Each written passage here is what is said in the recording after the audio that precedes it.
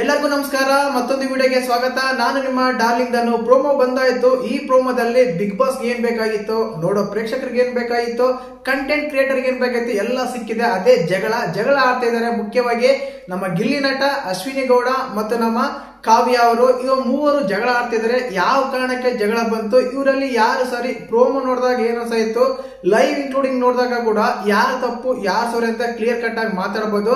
ಯಾಕಂದ್ರೆ ಒಂದಂತೂ ಸತ್ಯ, ನಮ್ಮ ಅಶ್ವಿನಿ ಗೌಡ ಅಹಂಕಾರಕ್ಕೆ ತಿರಸ್ಕಾರ ಮಾಡಿದ್ರ ಗಿಲ್ಲಿ ಅನ್ಸುತ್ತೆ. ಕಾವ್ಯ ರೈಟ್ ಟೈಮ್ ಅಲ್ಲಿ ಸ್ಟ್ಯಾಂಡ್ ತಗೊಂಡ್ರ ಅಂತ ಅನ್ಸುತ್ತೆ. ಇಲ್ಲಿ ಅಶ್ವಿನಿ ರಾಂಗ, ಕಾವ್ಯ ರಾಂಗ, ಮಧ್ಯದಲ್ಲಿ ಬಂದ ಗಿಲ್ಲಿದ ರಾಂಗ ಅಂತ ಮಾತಾಡೋಣ. ದಯವಿಟ್ಟು ಚಾನಲ್ ಯಾರು ಹೊಸ ನೋಡ್ತಿದ್ರೆ ಮಿಸ್ ಮಾಡ್ದೇನೆ ಸಬ್ಸ್ಕ್ರೈಬ್ ಮಾಡಿ, ಲೈಕ್ ಮಾಡಿ, ಶೇರ್ ಮಾಡಿ. ಕೆಳಗಡೆ DDT ವಾಟ್ಸ್ಆಪ್ ಚಾನಲ್ ಲಿಂಕ್ ಇರುತ್ತೆ, ಹೋಗಿ ಜಾಯ್ನ್ ಆಗಿ. ಅಫಿಷಿಯಲ್ ಆಗಿ ಫೋಟೋಸ್ ವಿಡಿಯೋಸ್ ಎಲ್ಲ ಸಿಗಬಹುದು ನಿಮ್ಗೆ. ಮುಖ್ಯವಾಗಿ ಪ್ರೋಮೋ ಬಗ್ಗೆ ಬರೋಣ. ಎರಡನೇ ಪ್ರೋಮೋ ಬಂದಾಯ್ತು. ಈ ಪ್ರೋಮೋದಲ್ಲಿ ಕ್ಲಿಯರ್ ಕಟ್ ಆಗಿ ನಮ್ಮ ಅರಸರಾಗಿರುವ ಅಶ್ವಿನಿ ಅವರಾಗಿರ್ಬೋದು, ಸುಧೀರ್ ಆಗಿರ್ಬೋದು, ನಮ್ಮ ಗಿಲ್ಲಿ ನಟ ಮತ್ತು ಕಾವ್ಯ ಅವರಿಗೆ ಸ್ವಲ್ಪ ಆಟ ಆಡಿಸ್ತಾ ಇದಾರೆ. ಸ್ವಲ್ಪ ಇದು ಮಾಡ್ತಾ ಇದಾರೆ, ಕಾಮಿಡಿ, ಅವ್ರ ಮೇಲೆ ಕಾಮಿಡಿ ಮಾಡ್ತಾ ಇದಾರೆ. ಆ ಕಾಮಿಡಿ ಅಂತ ಬಂದಾಗ ಅಲ್ಲಿ ಪಿಕ್ ಪಾಕೆಟ್ ಅನ್ನೋ ಒಂದು ಪದ ಬರುತ್ತೆ. ಆ ಪಿಕ್ ಪಾಕೆಟ್ ಅನ್ನೋ ಪದ ಬಂದಾಗ್ಲೇ ಸ್ವಲ್ಪ ನಮ್ಮ ಗಿಲ್ಲಿ ನಟ ಅವರು ಸ್ವಲ್ಪ ಸೀರಿಯಸ್ ಆಗ್ತಾರೆ. ಈಗ ರಾಜರು ಪ್ರಜೆಗಳು ಅಂದಾದ್ಮೇಲೆ ಪ್ರಜೆಗಳನ್ನ ಯಾವ ರೀತಿ ಮೇಲೆ ಮಾತಾಡ್ಬೇಕು ಅದೇ ರೀತಿ ಮಾತಾಡಿದ್ರೆ ಚೆನ್ನಾಗಿರುತ್ತೆ. ಬಟ್ ಒಂದು ಕನ್ವೆನ್ಷನ್ ಬರುತ್ತೆ, ಅದು ನಾಮಿನೇಷನ್ಸ್ ಇವರಲ್ಲಿ ಯಾರು ಚೆನ್ನಾಗಿ ಕೆಲಸ ಮಾಡ್ತಾರೆ, ಯಾರು ಚೆನ್ನಾಗಿ ಬಿಹೇವ್ ಮಾಡ್ತಾರೆ ಅಂತ ಬಿಗ್ ಬಾಸ್ ಒಂದು ಅವಕಾಶ ಕೊಟ್ಟಾಗ ಅಲ್ಲಿ ನಮ್ಮ ಅಶ್ವಿನಿ ಅವರು ವಾಯ್ಸ್ ರೈಸ್ ಮಾಡ್ತಾರೆ. ಏನಂತ ಗೊತ್ತಾ, ಇಲ್ಲಿ ಯಾವುದೋ ಒಂದು ತಮಾಷೆ ಮಾಡಕ್ ಹೋಗಿ ಅಮಾಸೆ ಹೋಗಿದೆ ಅಂತ ಬಿಗ್ ಬಾಸ್ ಹೇಳ್ತಾ ಇದಾರೆ. ತಮಾಷೆ ಮಾಡಕ್ ಹೋದ್ರೆ ಕಾವ್ಯ ಆಗಿರ್ಬೋದು, ನಮ್ಮ ಗಿಲ್ಲಿ ನಟ ಆಗಿರ್ಬೋದು, ಇದನ್ನ ಸೀರಿಯಸ್ ಆಗಿ ತಗೊಂತಾರೆ. ಕರೆಕ್ಟ್ ಆಗಿ ರೆಸ್ಪಾನ್ಸ್ ಮಾಡಲ್ಲ, ಅದನ್ನ ಪರ್ಸನಲ್ ಆಗಿ ತಗೊಂತಾರೆ ಅಂತ ಹೇಳಿ ನಮ್ಮ ಅಶ್ವಿನಿ ಗೌಡ ಅವರು ಬ್ಲೇಮ್ ಮಾಡ್ತಾರೆ ಅವ್ರ ಮೇಲೆ. ಆ ಬ್ಲೇಮ್ ಮಾಡಿದಾಗ ಏನಂದ್ರೆ, ನಮ್ಮ ಗಿಲ್ಲಿ ನಟ ರಿಯಲಿ ಹೇಳ್ಬೇಕಂದ್ರೆ ನಿಜಾನೇ, ಅಲ್ಲಿ ನಮ್ಮ ಗಿಲ್ಲಿ ನಟ ಏನಂದ್ರೆ, ಮೇಡಮ್ ನಾನು ರೆಸ್ಪೆಕ್ಟ್ ಕೊಡೋದು ಮಾತಾಡೋದಕ್ಕೆ ನಿಮ್ಮನ್ನ ಮೇಡಮ್ ಅಂತ ಕರಿತೀನಿ, ಇಲ್ಲಾಂದ್ರೆ ಬೇರೆ ಪದಗಳ ಯೂಸ್ ಮಾಡ್ತಾ ಇದೆಯಾ ಅಂತಾರೆ. ಹೌದಲ್ವಾ? ಅದ್ ಏನಂತ ಯೂಸ್ ಮಾಡ್ತಿದ್ದೆ, ಬೇರೆ ಪದ ಅಂದ್ರೆ ಹೋಗೆ ಬಾರೆ ಅಂತಿದ್ದೆ ಅಂತ ಕರೀತಾರೆ. ಇಲ್ಲಿ ಏನಂದ್ರೆ ಸ್ಟಾರ್ಟಿಂಗ್ ಅಲ್ಲೇನೆ ಹೋಗೆ ಬಾರೆ ಅಂತ ಕರೆದಿದ್ರೆ ಗಿಲ್ಲಿ ನಟರು ತಪ್ಪಾಗ್ತಾ ಇತ್ತು. ಸ್ಟಾರ್ಟಿಂಗ್ ಅಲ್ಲೇ ಮೇಡಮ್ ಅಂತ ಕರಿತಾ ಇದ್ದಾರೆ. ರೆಸ್ಪೆಕ್ಟ್ ಇಲ್ದ ಕರೆದ್ರೆ ಯಾವ ರೀತಿ ಮಾತಾಡ್ತಿದ್ರಿ ಅಂತ ನೀವು ಪ್ರಶ್ನೆ ಮಾಡಿದಾಗ ಅವರು ಎಕ್ಸಾಂಪಲ್ ಹೇಳಿದ್ದಾರೆ. ಹೋಗೆ ಬಾರೆ ಅಂತ ಕರಿತಿದ್ದೆ, ನಾನೀಗ ರೆಸ್ಪೆಕ್ಟ್ ಕೊಟ್ಟೆ ಮಾತಾಡ್ತೀನಿ ಅಂತ. ಇಲ್ಲಿ ಇಷ್ಟೊಂದು ಓವರ್ ಆಕ್ಷನ್ ಬೇಕಾಗಿತ್ತ ಅಶ್ವಿನಿ ಅವರಿಗೆ ಅಂತ ನನ್ಗೆ ಅನಿಸ್ತಾ ಇತ್ತು. ಕಾರಣ ಏನಂತ ನೋಡಿ, ಅವರು ಸ್ಟಾರ್ಟಿಂಗ್ ಅಲ್ಲೇ ನಿಮ್ಗೆ ವಾರಸರಾಗಿದ್ದೀರ, ನೀವು ರಾಜ ರಾಣಿಯರಾಗಿದ್ದೀರ, ನಿಮ್ಗೆ ಸ್ಟಾರ್ಟಿಂಗ್ ಅಲ್ಲೇ ರೆಸ್ಪೆಕ್ಟ್ ಇಲ್ದೇನೆ ಮಾತಾಡಿದ್ರೆ, ಹೋಗೆ ಬಾರೆ ಅಂತ ಮಾತಾಡಿದ್ರೆ, ಅವಾಗ ನೀವು ಸ್ಟ್ಯಾಂಡ್ ತಗೊಂಡಿದ್ರೆ that is the correct. But ಅವ್ರು ಏನಂತಾರೆ, ಮೇಡಮ್ ಅಂತ ಕರಿತಾ ಇದೀವಿ, ಮೇಡಮ್ ರೆಸ್ಪೆಕ್ಟ್ ಕೊಟ್ಟೆ ಮಾತಾಡ್ತಾ ಇದೀವಿ, ರೆಸ್ಪೆಕ್ಟ್ ಕೊಟ್ಟಿಲ್ಲ ಅಂದ್ರೆ ನಾವು ಬೇರೆನೆ ಮಾತಾಡ್ತಾ ಇದೀವಿ, ಈ ತರ ಇರ್ತಿರ್ಲಿಲ್ಲ ಅಂತ ಎಕ್ಸಾಂಪಲ್ ಕೊಟ್ರು. ಅವಾಗ ಅವ್ರು ಎಕ್ಸಾಂಪಲ್ ಹೇಳ್ತಾರೆ, ನಾನು ಈ ರೀತಿ ಕರಿತಾ ಇದ್ದೆ ಅಂತ. ಹಂಗಾದ್ರೆ ಗಿಲ್ಲಿ ನಟ ಅವ್ರು ತಪ್ಪಿಲ್ಲ. ಈಗ ಅವರು ಕರೆದಿಲ್ಲ, ಕರಿತಿದ್ದೆ ಅಂತ ಹೇಳ್ತಾ ಇದ್ದಾರೆ. ಕರೆದಾಗ ಅವ್ರು ತಪ್ಪಾಗ್ತಿತ್ತು. ಯಾಕಂದ್ರೆ ಒಂದು ಏಜ್ ಲಿಮಿಟ್ ಆಗಿರ್ಬೋದು, ಅವ್ರ ವ್ಯಕ್ತಿತ್ವಕ್ಕಾಗಿರ್ಬೋದು, ಅವ್ರ ವಯಸ್ಸಿಗಾದ್ರೂ ಮರ್ಯಾದೆ ಕೊಟ್ಟು ಮಾತಾಡಬೇಕಾಗ್ತಾ ಇತ್ತು. ಬಟ್ ಆ ರೀತಿ ಅವ್ರು ಕರೆದಿಲ್ಲ. ನಾನು ಈ ರೀತಿ ಕರಿತಾ ಇದ್ದೆ, ರೆಸ್ಪೆಕ್ಟ್, ನಿಮ್ ಮೇಲೆ ಅಭಿಮಾನ, ಇದಕ್ಕೆ ನಾನು ಮೇಡಮ್ ಅಂತ ಕರಿತೀನಿ ಅಂತ ಹೇಳ್ತಾರೆ. ಬಟ್ ಇಲ್ಲಿ ಗಿಲ್ಲಿ ನಟ, ಅಶ್ವಿನಿ ಅನ್ನೋದಕ್ಕಿಂತ ಕಾವ್ಯ ಅವರು ಒಳ್ಳೆ ಟೈಮ್ ಅಲ್ಲಿ ಸ್ಟ್ಯಾಂಡ್ ತಗೊಂತಾರ ನನ್ಗೆ ಅನಿಸ್ತಾ ಇದೆ.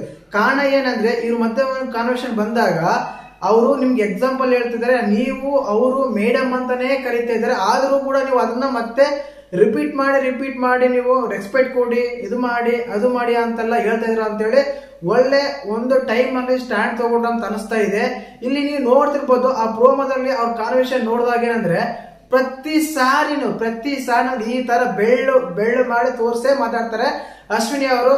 ಒಬ್ಬ ವ್ಯಕ್ತಿಗೆ ಚಿಕ್ಕವರಾಗಿರ್ಬೋದು, ದೊಡ್ಡವರಾಗಿರ್ಬೋದು, ಅಲ್ಲಿ ಯಾವುದೇ ಆಗಿರ್ಬೋದು, ಒಬ್ಬ ವ್ಯಕ್ತಿಗೆ ಈ ರೀತಿ ಬೆಳ್ಳು ಮಾಡಿ ತೋರಿಸಿದಾಗ ಏನಂದ್ರೆ, ನಮಗೆ ಒಂದು ಬೆಳ್ಳು ತೋರಿಸಿದ್ರೆ ಮಿತ್ರ 4 ಬೆಳ್ಳು ನಮಗೆ ತೋರಿಸ್ತಾರ ನೆನಪಲ್ಲಿ ಇಟ್ಕೊಂಡು ಮಾತಾಡಬೇಕಾಗಿತ್ತ ಅಂತ ಅನಿಸ್ತಾ ಇದೆ. ಯಾಕಂದ್ರೆ ನೀವು ಪ್ರೋಮೋ ನೋಡಿದಾಗ ಅಲ್ಲಿ ನೋಡ್ಬೋದು, ಪ್ರೋಮೋದಲ್ಲಿ ಪ್ರತಿ ಮಾತಿಗೂ ಹೀಗೆ ತೋರಿಸಿ ಮಾತಾಡ್ತಾರೆ ಅಶ್ವಿನಿ ಅವರು. ಹೌದು, ವಯಸ್ಸಲ್ಲಿ ದೊಡ್ಡವರಾಗಿರ್ಬೋದು, ಇಲ್ಲ ಅಂತಲ್ಲ. ಬಟ್ ಏನಾಗುತ್ತೆ ಅಂದ್ರೆ, ಇದು ರಿಯಾಲಿಟಿ ಶೋ ಆಗಿರೋ ಕಾರಣ ಎಲ್ಲರೂ ನೋಡ್ತಾ ಇದ್ದಾರೆ, ಎಲ್ಲರೂ ನಿಮ್ಮನ್ನ ಅಬ್ಸರ್ವ್ ಮಾಡ್ತಾ ಇರ್ತಾರೆ. ಬಟ್ ನೀವು ಅರಸಿಯರು ರಾಣಿಯರಾಗಿದ್ರ ಅಲ್ಲಿ ಆ ರೀತಿ ಬಿಹೇವ್ ಮಾಡೋದು ತಪ್ಪಂತ ಹೇಳ್ತಾ ಇಲ್ಲ. ಬಟ್ ಅದನ್ನು ಕನ್ಸಿಡರ್ ಮಾಡ್ತಾರೆ ಪ್ರಜೆಗಳು. ಯಾಕಂದ್ರೆ ನಾನು ಸ್ಟಾರ್ಟಿಂಗ್ ಅಲ್ಲೇ ಹೇಳಿದೆ, ನೀವು ಫಸ್ಟ್ ಆಫ್ ಆಲ್ ಸ್ಟಾರ್ಟಿಂಗ್ ಅಲ್ಲಿ ಅವ್ರು ನಿಮ್ಗೆ ರೆಸ್ಪೆಕ್ಟ್ ಕೊಡದೆ ಮಾತಾಡದ ಹೋಗಿದ್ರೆ ನೀವು ಸ್ಟ್ಯಾಂಡ್ ತಗೊಂಡಿದ್ರೆ ಅದಕ್ಕೊಂದು ವ್ಯಾಲ್ಯೂ ಇರ್ತಾ ಇತ್ತು. ಸ್ಟಾರ್ಟಿಂಗ್ ಅಲ್ಲಿ ಅವ್ರು ರೆಸ್ಪೆಕ್ಟ್ ಕೊಟ್ಟೇ ಮಾತಾಡ್ತಾರೆ. ನೀವು ಅವ್ರನ್ನ ಕೇಳ್ತಾರ ರೆಸ್ಪೆಕ್ಟ್ ಕೊಟ್ಟಿಲ್ಲ ಅಂತ ಯಾವ ರೀತಿ ಮಾತಾಡ್ತಾ ಇದ್ರಿ ಅಂತ ಪ್ರಶ್ನೆ ಮಾಡ್ತಾರ. ಆ ಪ್ರಶ್ನೆಗೆ ಉತ್ತರ ಕೊಡ್ತಾರ, ಮೇಡಮ್ ನಾನು ರೆಸ್ಪೆಕ್ಟ್ ಕೊಡ್ಲಿಲ್ಲ ಈ ರೀತಿ ಮಾತಾಡ್ತಿರಲಿಲ್ಲ, ಬೇರೆನೆ ಕತೆ ಇರ್ತಾ ಇತ್ತು, ಹೋಗೇನೆ ಬಾರೇನೆ ಅಂತ ಕರಿತಿದ್ದ. ಯಾಕಂದ್ರೆ ಅಲ್ಲಿ ನಮ್ಗೆ ಸ್ವಲ್ಪ ಕಟ್ ಮಾಡಿದ್ರೆ ಹೀಟ್ ಆಫ್ ದ ಮೂಮೆಂಟ್ ಇನ್ನು ತುಂಬಾನೇ ಅಲ್ಲಿ ಆಗಿರುತ್ತೆ, ಬ್ಯಾಕಪ್ ಎಲ್ಲ ತುಂಬಾನೇ ಆಗಿರುತ್ತೆ. ನಾನು ಲೈವ್ ನೋಡಿದಾಗೂ ಅದೇ ಆಗ್ತಾ ಇತ್ತು. ಲೈವ್ ನೋಡಿದಾಗ ಏನಂದ್ರೆ ಅಶ್ವಿನಿ ಅವರೇ ಸ್ವಲ್ಪ ಇದು ಮಾಡ್ತಾ ಇದ್ರು, ಅಂದ್ರೆ ಅದೇನಂತಾರೆ ಸ್ವಲ್ಪ ಜಾಸ್ತಿನೇ ಅವ್ರ ಹತ್ರ ಮಾತಾಡಕ್ಕೆ ಒಂಥರ ಜಗಳ ಮಾಡಕ್ಕೆ ತಯಾರಾದಂಗಿದ್ರು. ನಾನು ಇನ್ನೇ ಎಪಿಸೋಡ್ ಅಲ್ಲೇ ಹೇಳಿದ್ದೆ, ಅಶ್ವಿನಿ ಗೌಡ ಅವರು ಸ್ವಲ್ಪ ಆಟಿಟ್ಯೂಡ್ ತೋರ್ಸಾರ. ಅದು ಅವ್ರ ವ್ಯಕ್ತಿತ್ವ ಆಗಿರ್ಬೋದು, ಅವ್ರ ಸ್ಟ್ರಾಟಜಿ ಆಗಿರ್ಬೋದು, ಅವ್ರ ಗೇಮ್ ಆಗಿರ್ಬೋದು, ಇಲ್ಲ ಅಂತಲ್ಲ. ಬಟ್ ಈಗ ಪ್ರೋಮೋದಲ್ಲೂ ಬಂದಿರೋದು ಅದೇ, ಕಾವ್ಯ ಒಳ್ಳೆ ಸ್ಟ್ಯಾಂಡ್ ತಗೊಂಡಿದ್ದಾರೆ. ಇಲ್ಲಿ ಎಲ್ಲದರಲ್ಲೂ ಗಿಲ್ಲಿ ನಟ ಸರಿನಾ? ಖಂಡಿತವಾಗ್ಲೂ ಇಲ್ಲ. ಅವ್ರು ಎಲ್ಲದಕ್ಕೂ ಕೆಲಸ ಮಾಡಲ್ಲ, ಸ್ವಲ್ಪ ಇದು ಮಾಡ್ತಾರೆ, ಆಟ ಆಡಿಸ್ತಾರೆ, ಪಟ್ಟ ಅಂತ ಮಾತಾಡ್ಬಿಡ್ತಾರೆ, ಆಲೋಚನೆ ಮಾಡಲ್ಲ. ಆ ರೀತಿ ಆದಾಗ ಏನಾಗುತ್ತೆ ಅಂದ್ರೆ ಅಲ್ಲಿರೋ ಅರಸರಿಗೆ ಸಾಮಾನ್ಯವಾಗಿ ಕೋಪ ಬಂದೇ ಬರುತ್ತೆ. ಆ ಕೋಪ ಬಂದಾಗ ಅವ್ರಿಗೆ ಟಾಸ್ಕ್ ಕೊಡೋದು, ಈ ತರ ಇದೇನೋ ಬಸ್ಕಿ ಯಾಕಂತ ಹೇಳೋದು, ಇಲ್ಲ ಸ್ವಲ್ಪ ಡೌನ್ ಮಾಡಿ ಕುತ್ಕೊಂತ ಹೇಳೋದು, ಬಗ್ಗು ಅಂತ ಹೇಳೋದು, ಈ ರೀತಿ ಎಲ್ಲ ಹೇಳ್ತಾ ಇದ್ದಾರೆ. ಆ ರೀತಿಯಾಗಿ ಏನಾಗುತ್ತೆ ಅವ್ರಿಗೆ ಸ್ವಲ್ಪ ಪೇನ್ ಆಗಿದಾಗುತ್ತೆ. ಅಲ್ಲಿ ಮೇನ್ ಆಗಿ ಒಂಟಿ ಜಂಟಿ ಅಂತಿದಲ್ಲ, ಒಂಟಿ ಜಂಟಿ ಅಂತ ತಗೊಂಡಾಗ ಅವರಿಗೆ ಬಿಗ್ ಬಾಸ್ ಒಂದು ಇದು ಕೊಡ್ತಾನೆ, ಏನಂತ ಇವರಲ್ಲಿ ಯಾರು ಸರಿ, ನಿಮ್ಗೆ ಯಾವ ಜೋಡಿ ಇಷ್ಟ ಆಯ್ತು ಅಂತ. ಮೋಸ್ಟ್ಲಿ ನಾಮಿನೇಷನ್ ಆಗಿರುತ್ತೆ ಅನ್ಸುತ್ತೆ ಅದು. ಆ ಟೈಮಲ್ಲಿ ಏನಂದ್ರೆ ನಾಮಿನೇಷನ್ ಪ್ರೊಸೆಸ್ಗೆ ಒಂದು ಸೆಮಿಫೈನಲ್ ತರ ಅನ್ಸುತ್ತೆ. ಆ ಟೈಮಲ್ಲಿ ಏನಂದ್ರೆ ಅಶ್ವಿನಿ ಗೌಡ ಅವರು ಇವ್ರು ಸರಿ ಇಲ್ಲ, ಇವರು ಪರ್ಸನಲ್ ತಗೊಂತಾರೆ ಅಂತಾರೆ. ಹೌದು, ಯಾರು ಅನ್ಸ್ಕೊಳಲ್ಲ, ಪಿಕ್ ಪಾಕೆಟ್ ಅಲ್ಲ ಅಂತ ಅನ್ಸಿದ್ರೆ ಯಾರು ಅನ್ಸ್ಕೊಂತಾರೆ, ಯಾರು ಅನ್ಸ್ಕೊಳಲ್ಲ. ಒಳ್ಳೆ ಟೈಮಲ್ಲಿ ಒಳ್ಳೆ ಸ್ಟ್ಯಾಂಡ್ ತಗೊಂಡಿದ್ದಾರೆ ನಮ್ಮ ಕಾವ್ಯ ಅವರು, ನನ್ಗೆ ಅನಿಸ್ತಾ ಇದೆ. ಮತ್ತೆ ಅಶ್ವಿನಿ ಅವ್ರ ಬಗ್ಗೆ ನಿಮ್ಗೆ ಹೇಗೆ ಅನಿಸುತ್ತೆ? ನೀವು ಒಂದ್ ವೇಳೆ ನೀವು ಪ್ರೋಮೋ ನೋಡಿದ್ರೆ ನಿಮ್ಗೆ ಅನಿಸ್ತಾ ಅಂತ ಕಮೆಂಟ್ ಮಾಡಿ.